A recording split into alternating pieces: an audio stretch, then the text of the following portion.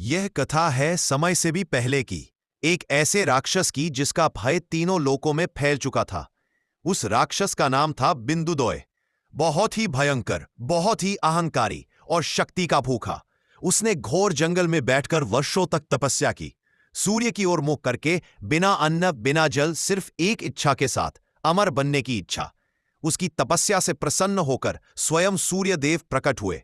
सूर्यदेव ने कहा, वत्स, मांगो, क्या चाहते हो? बिंदुदोय ने कहा, हे देव, मुझे वर दीजिए कि मेरे शरीर पर कोई भी अस्त्र प्रभाव न डाले।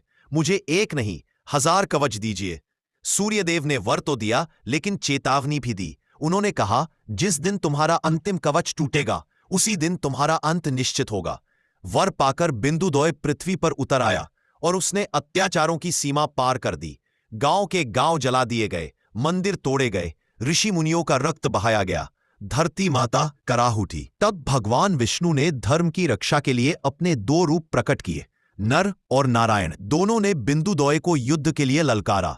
भयंकर युद्ध हुआ, आकाश लाल हो गया, धरती कांप उठी। नर और नारायण ने बिंदुदोय के 990 कवच तोड़ डाले, लेकिन अंतिम कवच टूटने से पहले ही बिंदुदोय सूर्यलोक में जा छिपा। समय बदला, युग बदले। आया द्वापर युग और वही आत्मा कर्ण बनकर पृथ्वी पर जन्मी। कर्ण सूर्यपुत्र, वीर, दानवीर, लेकिन पूर्व जन्म का अधूरा कर्म अभी बाकी था। कुरुक्षेत्र का युद्ध शुरू हुआ। एक ओर थे कृष्ण नारायण रूप में और दूसरी ओर अर्जुन नर रूप में, और सामने खड़े थे कर्ण। युद्ध के मैदान में अंततः वह क्षण आया, अर्जुन का तीर जला और कर्ण धरती पर गिर पड़े। इसी के साथ पूरा हुआ बिंदुदोय का अधूरा अंत।